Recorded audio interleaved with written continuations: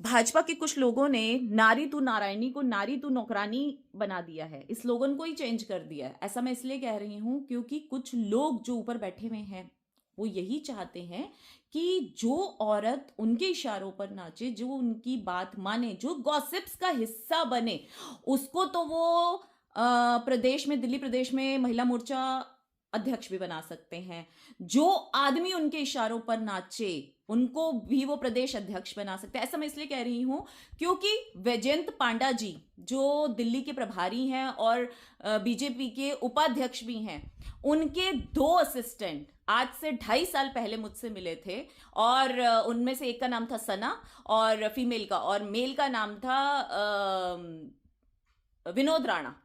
उन्होंने आके मुझसे बहुत सारी गॉसिप्स मुझसे आके पूछते हैं कि नेहा जी बताइए उस वक्त वहां के संगठन मंत्री जी का उस महिला के साथ चक्कर है या नहीं है। अरे भाई, मैं यहाँ काम करने आती हूँ या दुनिया के चक्कर देखने आती हूँ कि किसका किसके साथ चक्कर चल रहा है या नहीं चल रहा, और मुझे इससे क्या लेना देना। मेरे से आप काम की बात पूछो। मैंने उनसे साफ जवाब दिया कि नहीं, मुझे किसी का कोई चक्कर वक्कर नहीं पता, क्योंकि मैं अपने काम से मतलब रखती हूँ। मैं आती हूँ, सिर्फ मीटिंग अटेंड करती हूँ और चली जाती हूँ। उसके बाद उन्होंने फिर मुझे फोन किया, कहते देखिए सारी गॉसिप्स जो है हमें वीरेंद्र सचदेवा जी तो दे रहे हैं पर आप नहीं दे रहे। तो मैंने कहा मेरे पास है ही नहीं गॉसिप्स, तो मैं आपको दूं क्या। और ये कह के मैंने फोन काट दिया। उसके एग्जैक्ट 2 महीने बाद मुझे प्रवक्ता पद से भी मुक्त कर दिया गया। और सबसे बड़ी बात कि जिन्होंने गॉसिप्स का हिस्सा बने वीरेंद्र सचदेवा जी, उस वक्त वो वहां के उपाध्यक्ष थे, उनको अध्यक्ष भी बना दिया गया।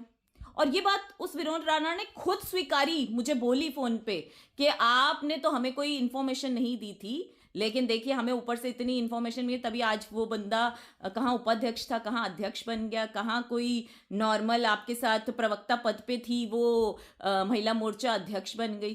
तो इसका मतलब कि जो औरतें गॉसिप्स का हिस्सा बने, जो आदमी गॉसिप्स का हिस्सा बने, जो गलत काम करे, जनता की सेवा ना करें, उनको ये ऊपर के पद देते हैं। और जो जनता की सेवा करना चाहे, जनता के लिए काम करे, दिन रात एक करे, झुग्गी बस्तियों में जाके बसने वाले, मैंने कोई एक बार नहीं, मैं पिछले 9 साल से झुग्गी बस्ती के लिए काम कर रही हूँ, झुग्गी बस्ती की महिलाओं के लिए, जबकि हमारा अच्छा खासा बिजनेस है। उसके बावजूद मैंने कभी ऐसा नहीं सोचा कि मैं झुग्गी की जाके महिलाओं के साथ काम क्यों करूं। लेकिन इनको काम नहीं चाहिए था, इनको गॉसिप्स वाली महिलाएं चाहिए थी। इन्होंने देखा ये क्या बात है, बैजयंत पांडा जी के पीएस ने कहा ये क्या है, ये तो बेकार मतलब औरत है, ये तो सिर्फ काम काम काम, और जहां पैसा लगाना हो बस पैसा लगाते, राजनीति तो इसको आती ही नहीं। और आज भी ये लोग यही बोलते हैं कि इसको राजनीति तो आती ही नहीं।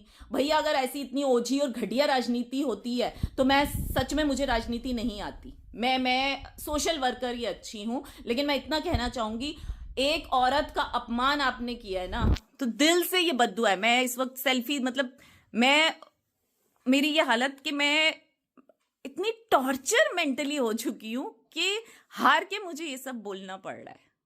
ऊपर वालों ने नहीं सुनी, अब वो ऊपर वाला सुनेगा। और कौरवों का भी अंत हुआ था।